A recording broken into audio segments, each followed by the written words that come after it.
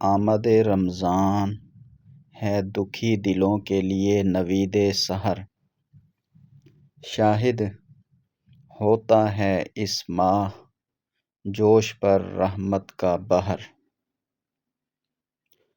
رمضان المبارک کی وہ گھڑیاں قریب آ رہی ہیں جن کا انتظار کائنات کا ذرہ ذرہ کرتا ہے۔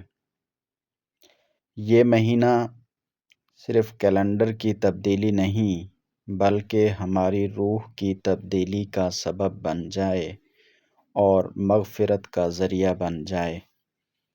اللہ تبارک و تعالی قرآن کے ارشاد کے مطابق ہمیں تقوی اختیار کرنے کی توفیق عطا فرمائے۔ روزے اس لیے ہیں تاکہ تقوی اختیار کرو۔ اللہ تبارک و تعالی نے یہ فرمایا ہے۔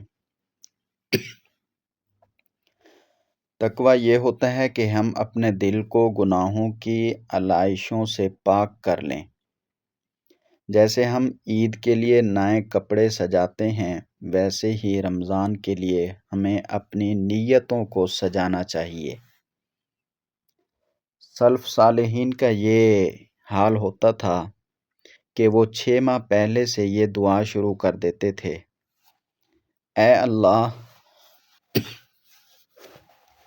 اللہ ہمیں رمضان کی برکتیں سمیٹنے کا موقع عطا فرما۔ ذرا سوچیں ہم وہ نیک لوگ جو پہلے ہی عبادت گزار تھے، وہ اس مہینے کے لیے اتنا بے قرار رہتے تھے، تو ہم جیسوں کو اس کا کتنا منتظر ہونا چاہیے۔ اللہ تبارک و تعالی ہمیں رمضان کا انتظار اور رمضان کی برکتیں نصیب فرمائے۔ میں چاہتا ہوں اور کہتا بھی ہوں کہ اس رمضان کو ہم محض رسم نہ بنائیں۔ افطاری کے دسترخوان کے ساتھ ساتھ سجدوں کا دسترخوان بھی سجائیں۔ سوشل میڈیا کے شور میں تلاوت قرآن اور دینی باتوں کو تلاش کریں۔ یاد رکھیں حدیث کے مفہوم کے مطابق آقا صلی اللہ علیہ وسلم کا فرمان، محروم وہ نہیں جسے سحری میں اچھا کھانا نہ ملا یا افطاری کے وقت افطار نہ ملا، بلکہ محروم وہ ہے جس نے رمضان پایا اور اپنی بخشش نہ کروا سکا۔ ہے اللہ ہم سب کو معاف فرما، ہم سب کے لیے رمضان کو بخشش کا ذریعہ بنا، ہمارے والدین کی بخشش کے فیصلے جاری فرما، ہمارے بہن بھائیوں کی بخشش فرما، پوری امت محمد صلی اللہ علیہ وسلم کی بخشش فرما۔ اس دعا کے ساتھ ساتھ وہ حدیث کا مفہوم بھی یاد رہے۔ اللہ ہمیں اس ماہ مبارک کی قدر کرنے کی توفیق دے۔ تذکرۃ الاولیاء کے اندر حضرت جنید بغدادی رحمہ اللہ کا آخری وقت آیا اور رمضان کا مہینہ تھا۔ آپ مسلسل قرآن پاک کی تلاوت کر رہے تھے۔ کسی نے کہا، حضرت اس وقت اتنی مشقت؟ تو انہوں نے فرمایا، اس وقت مجھ سے زیادہ تلاوت کا محتاج کون ہوگا جب میرا نامہ اعمال لپیٹا جا رہا ہے۔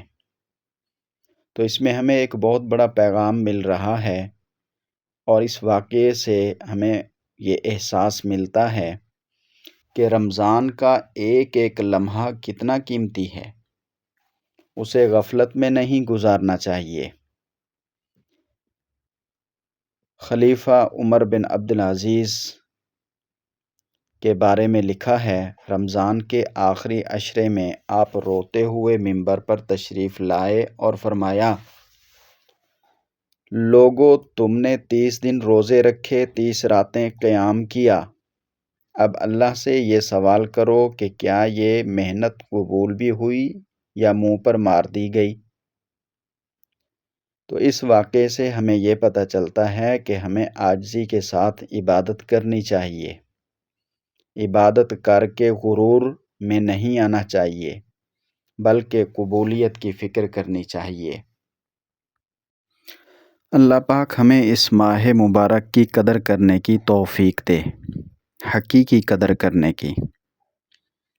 اور بات کے اختتام میں پھر کہوں گا، آمد رمضان ہے دلوں کے لیے نوید سحر، انجم اس ماہ میں ہوتا ہے جوش پر رحمت کا بہر۔ آمد رمضان ہے دکھی دلوں کے لیے نوید سحر، شاہد ہوتا ہے اس ماہ جوش پر رحمت کا بہر۔ آپ سب کو میری طرف سے رمضان کی آمد مبارک ہو۔ سعودیہ میں چاند نظر آ گیا، اس لیے سب کو مبارک ہو۔ کل انشاءاللہ ہم بھی چاند دیکھ لیں گے، پرسوں ہمارا بھی روزہ ہوگا۔ اللہ تبارک و تعالی اس کو اپنی بارگاہ میں قبول فرمائے، آمین۔ جو کہا اور سنا اس پہ عمل کی توفیق عطا فرمائے۔ وآخر دعوانا ان الحمد للہ رب العالمین۔